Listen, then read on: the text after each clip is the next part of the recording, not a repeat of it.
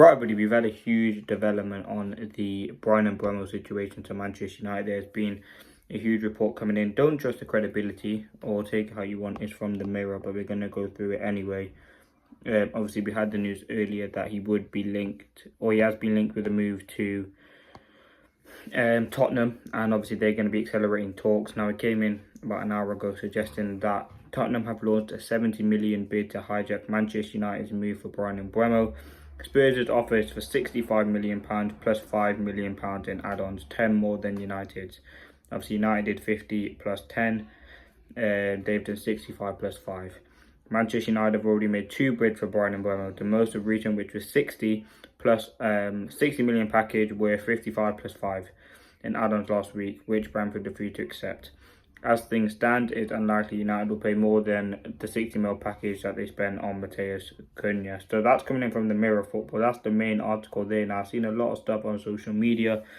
Listen, I don't think there's much credibility in it. I think, well, there's been no reports really about United making the second bid. We know we made the first bid of 45 plus 10. And that got rejected. And United, coming in from Ben Jacobs, other sources as well, that United actually haven't made that second bid yet. We're still trying to sort out the figures and the details behind the deal before we do go in for the second bid. Now, I think some of the stories will be agent and club driven. I think Daniel Levy, if you look at how Spurs typically operate in the transfer market, they wouldn't normally go in and bid 70 million. This from Alice Talks Football, which I think was a good opinion to bring in. This is how you know it's a Brentford media brief trying to scare and trick United to overpaying and bidding 70 million euros. I think it does make sense why it's agent and club driven.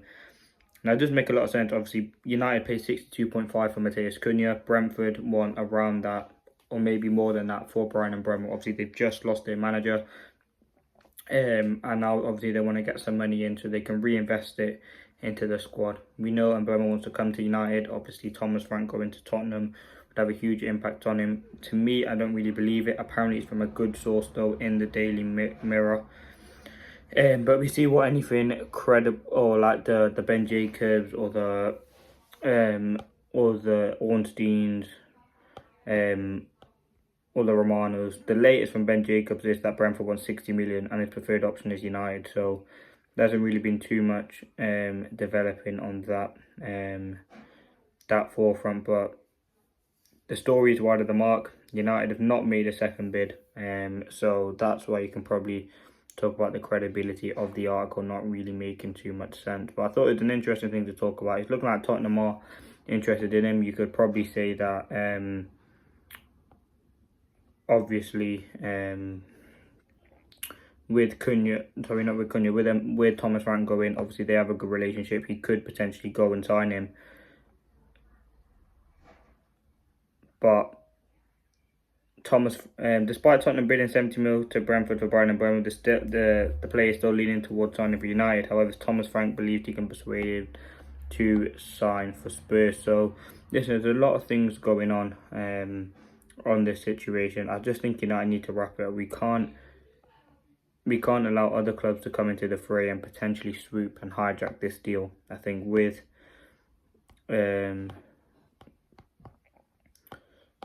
with the employment situation, we just have to see how quick we can get the deal done, and it will be something that hopefully, I think it will inevitably drag on until the start of July time, which is about 2 and a bit weeks.